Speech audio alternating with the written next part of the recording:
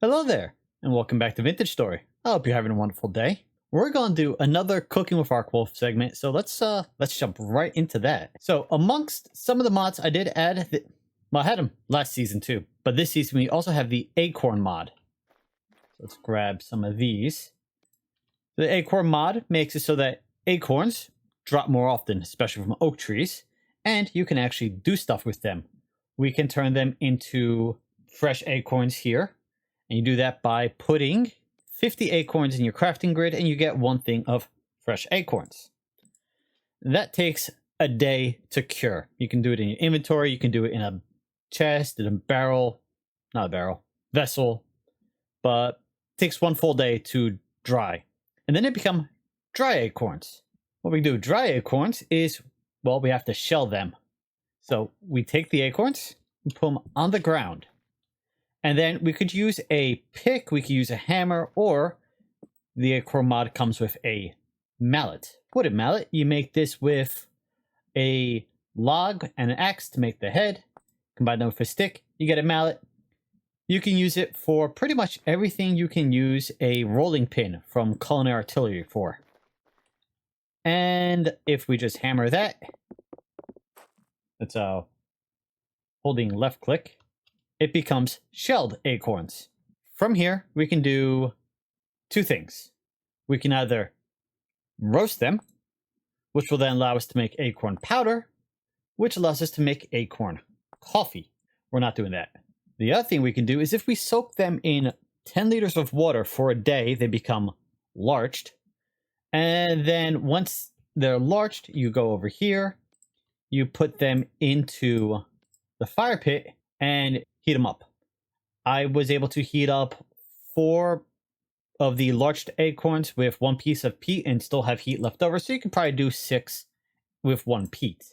Once they are larched and then cooked, you can grind them in a quern into acorn powder, which you can then grind into flour, which you can then use to make bread with. So we are going to go down here to where I have the acorn powder, acorn meal. We're going to turn that into acorn flour, and we're going to combine that with our spelt flour because we are going to be making dumplings. So we also need some chicken eggs and some, we're going to leave the poultry there for now. To make dumplings, we need to make soft dough. This version we're making soft acorn dough, but you could also make it with regular soft dough. And soft dough will allow you to make muffins, which are pretty much the exact same as fruit bread, only made with soft dough instead of with bread. So for the soft dough, we need some sort of liquid. We can use broth, we can use milk, we can use water, lard. There's a bunch of options. We're going to be using more broth. And you have your flour, your acorn flour, your egg, and then if you have oil or yeast, you can use that also. Each additional item does give it additional stats. So we're going to need to grind the acorn meal into flour. And this should give the dumplings protein. We're going to put meat in it also, so it's also going to provide a protein. But that's the benefit of using acorns, is you get protein with your grain. That way you can do make a vegetable dumpling, and then you get actually you can make a cheese dumpling. We don't have cheese, but if you did that, then you'd get your dairy, your protein, your grain. Then with the soup, you could get your vegetables and your meat all in one meal. So if we go over here, we can just toss that in and that in for now. Let's just double check. I think I need to swap them. All right, then we're going to do some broth, just like last time. We need a bowl. We'll put, we hold control. We can put 1/10 of a liter in at a time. So that's 4/10 of a liter. Close that again. So here we can make the acorn spelt dough. We want to make acorn spelt soft bread. So grab a bucket, and I think we can also use a bowl. We then take our eggs, and this is from Culinary Artillery here, is if you hover over the bowl, yeah, you see we can either shift click, and we partially crack the egg. We get a cracked egg with the yolk in it, and we get a bowl with the egg white. Actually, I did something slightly out of order, so let's grab this. Let's pick that all back up. If you do that, what I just did here, you can combine... We gotta do it slightly differently. You can combine the yolk with the white again to make liquid egg portion. So if you accidentally separate them, you can recombine them again. That gives you that. Or, this is what you probably want to do for this, is just Control Shift and fully crack the egg in, and that gives you the egg portion also. So let's try this again. We want the broth, the flour, the acorn flour, and then the egg portion. And that gives us soft dough. Go back and look at the soft dough. As I said, if we had oil, we could add oil to it. If we had yeast, we could add yeast. Yeast, I'm not yet there. We got to dehydrate berries and do a whole thing with that. So that's going to be a future task. Today, we're just going to make the soft dough. We're getting 2 soft dough per craft instead of 1. That's probably because of the flour and the acorn flour. Well, that works. It means I can make double servings. Now, soft dough can be used. Let's go back, go to expanded foods, soft dough. We can use it as pie crusts. So if you want to make a pie, you could use the soft dough. We are going to make dumplings. So we can grab the soft dough, put meat in it, put meat and salt in it. We could also put vegetables in it. So we're going to do meat.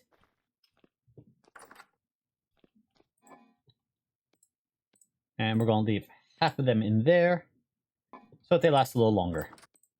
So we take our chicken, we smash it with the rolling pin, and then place it in our grid. Take our knife, turn it into chicken nuggets. Toss that in here with, yeah, okay, just like that. And if I had salt, I'd add salt. Adding salt gives it, makes it last a little longer, but also heals you for a little bit. I think it's like 1 HP. But now we have raw acorn dumplings filled with poultry. We could cook these right now and then have them as a meal. But we want to make soup with them. So we're going to grab our bucket, grab some broth, toss that in there, toss the dumplings in there, and right there alone, we can make soup. Acorn soup, bone broth soup with acorn dumplings. If we grab this bread here, and let's grab the cabbage, what we can do is if we go back upstairs, we can toss the bread in here into our quarn, grind it, and turn it into breadcrumbs. And then go over here. We can take the cabbage, chop that up, add that, and then add the breadcrumbs on top. Now we have bone broth, chicken dumplings, cabbage, and breadcrumbs. And right now I'm really wishing we had potatoes so I could make potato dumplings. But there are no potatoes in Vintage Story, much to my dismay, just like there's no corn.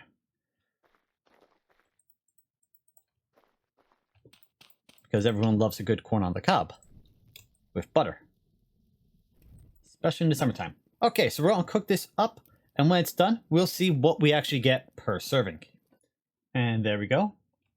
It's done cooking, and we get 640 protein, 600 grain, and 450 vegetables per serving. And it heals for 2 HP. which is not bad. So there we go. That's another food you can make, making use of the broth we made last time, and making use of acorns that you get from oak trees if you have the acorn mod installed. Obviously, if you don't have the acorn mod, you can cut out everything I did with the acorns and just make the soft dough from expanded foods, which would then be made just by making the flour and then combining it with the liquid, whether it be bone broth, vegetable broth, milk, water, and the egg. So same exact steps, just minus the acorn.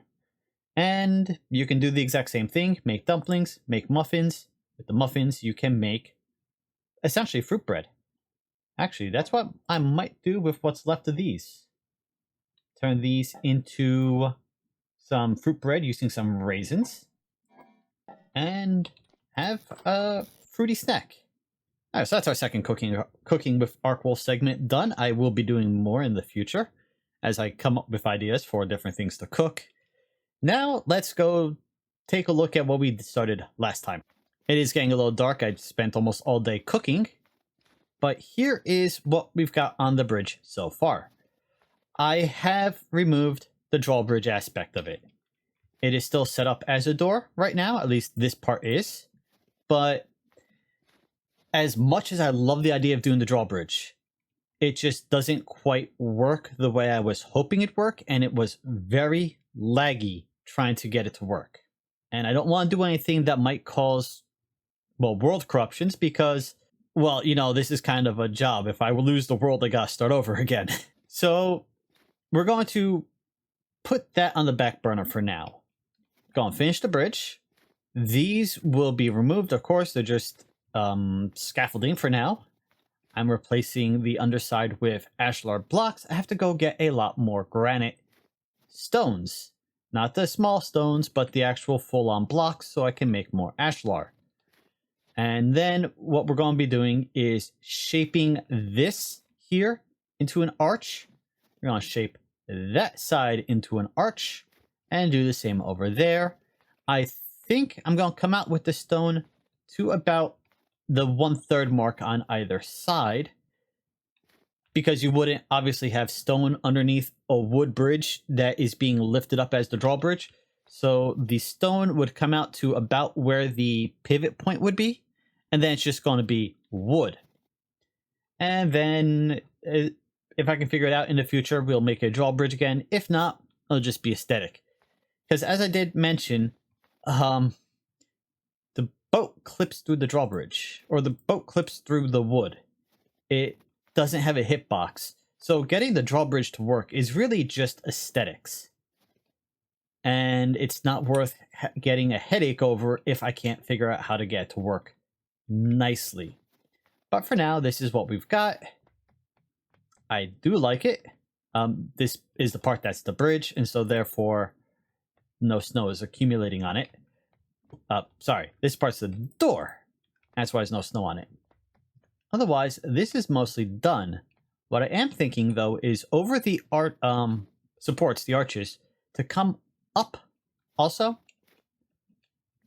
and build stone supports coming up and then making chiseled chains coming down to the bridge to look like that's what's actually lifting it to be a drawbridge. But for now, yep, this is the bridge. It's looking good. It's nice and wide enough. I can definitely ride across this with the elk with no problem. Once we're done with this bridge, I'm going to build a small bridge crossing that bit of the river there so I can get to my barn easily. But then I'm also going to make a bridge connecting this piece of land here, right here, abouts, with over there. That way I can get up there and explore that side of this river without having to worry about it, because there's actually no easy crossing points. That's a fairly deep drop, and the closest thing to a natural ladder is over there. It's about 8 blocks high. So if we just build a bridge, it'll just make life that much easier there as well. Oh, and I did update to the newest patch, 1.20.10. where they increase the survival chance of tree graftings from 40% to 50 to 60%. Of course, I'd already planted these before then, so they are stuck with their 40% survival chance. But yes, from now on, if you get fruit tree cuttings, they have a slightly higher chance of survival, which is going to be nice. Since we're doing so much work with Ashlar right now, it might be a good idea for me to show you how to make Ashlar. And so we're quarrying out in here, and there's a few ways we can do this.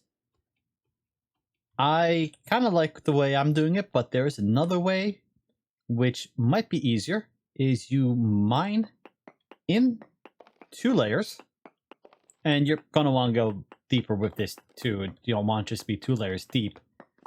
And then you dig another tunnel this way, however long you want to quarry for. So we're just going to go about 4 blocks deep right now. That should be enough to demonstrate this next part. And yes, I'm using a copper pick. I want to use up the copper pick just to get rid of it so I don't have one sitting around in my base. So now we have this wall that is 1 deep. Oh, and there you go. That one just broke off, even though I didn't mean to do it now. And what we can do is if we mine in a checkerboard pattern,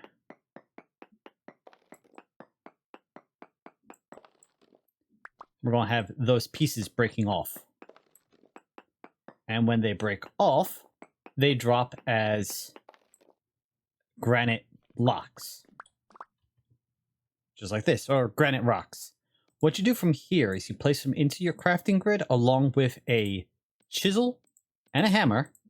I believe they have to be on top of each other, and that turns them into polished granite. If you do that again, you get polished slabs, and you get 2 slabs per rock.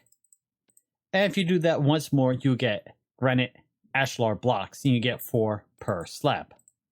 So that gets us 24 ashlar blocks. And then if we do this and put a bit of mortar in, we will get 2 ashlar bricks per craft, or we could do it this way to get, how many slabs was it? 2 slabs for 5 blocks. So that's how I've been getting the ashlar, and this is one method. The method I prefer doing is more like this. So we have this shape here. If I mine out this one here, this here, and that one there, that drops. And then I can move down a layer. I can mine out that there, and that there. And then when I've broken off all the connecting parts here, including mining down one here, and what I could do, if I do this, then that, and then that, don't stand over it, of course, because, then you fall. Could mine out underneath, and now that one, I just broke that one, all just need the blocks underneath them removed. And of course to the side, but you can sort of just keep repeating this pattern to get blocks. Or, they're technically rocks. You get the idea though. You just keep repeating that pattern and you can get all of the granite blocks you need in order to make all the ashlar you're going to want. You do get a lot of the stones. There are a few things we do with the stones.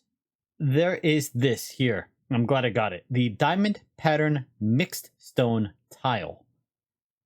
You need granite, phyllorite, sylvite, and shale, plus mortar, a chisel, and a hammer, and it makes a block with a literal diamond pattern, but it's multicolored. That's pretty cool. It goes along with the mixed dry stone blocks that I wanted to do last year, but I never found the phyllorite. And you can also do these fanned. This one's granite, but you can do fanned mixed. Same way. And this will give you rocks with different colors on them. So you can have slightly different color combinations going on. That looks pretty nice. I'm not going to worry too much about getting them, but if I can, then that's a bonus. but I'm gonna have to go exploring and figure out where in the world I can find some fowlerite. And this is what I meant by leaving the middle section unsupported. If this part is raising up, let's say this the middle, you know, you don't necessarily need the stone supporting it. The wood's strong enough as it is, but also like you'd have to lift the stone also. So it's just gonna be the wood. And what I was just thinking is maybe I'll come along, find the middle seam here of the bridge. That might not be the middle. I think this is the middle.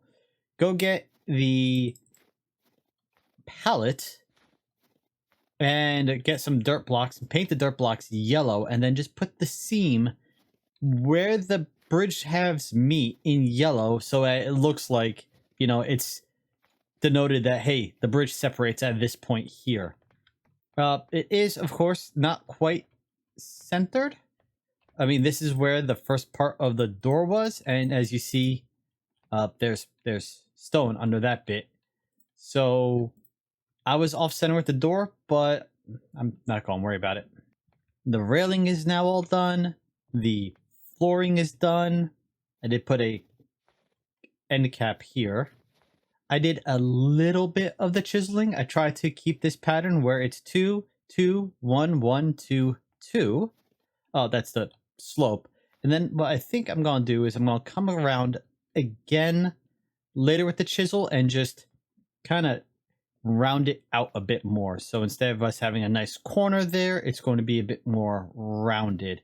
I'm going to emulate that over here and on those sides there. And as I'm talking, I remembered, yeah, I haven't finished this part here. So let's grab that and that.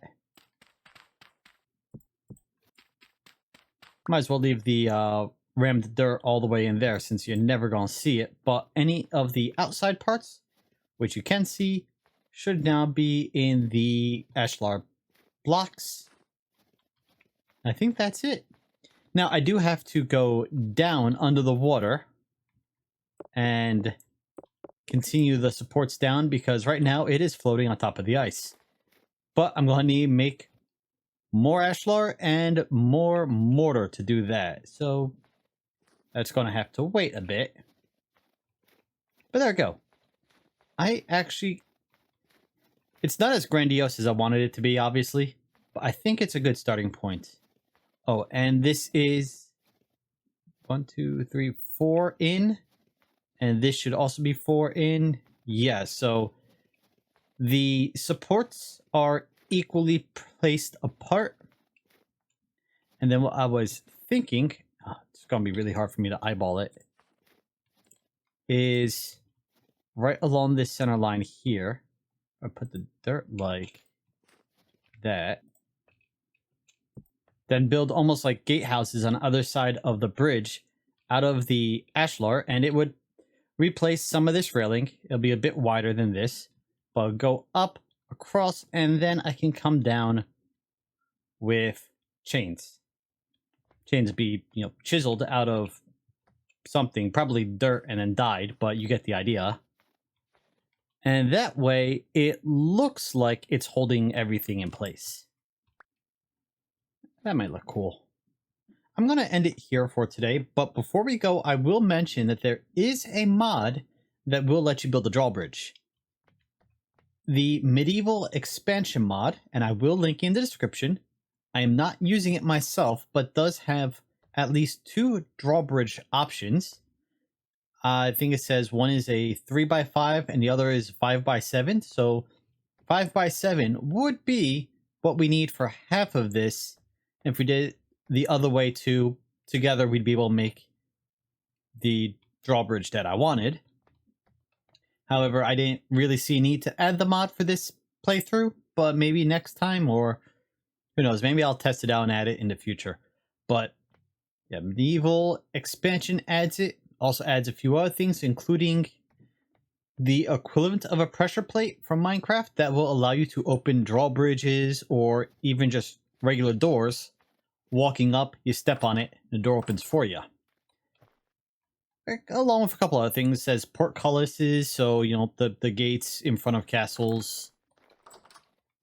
Well, it's the door, and then the iron bars that come down is the portcullis. You get the idea.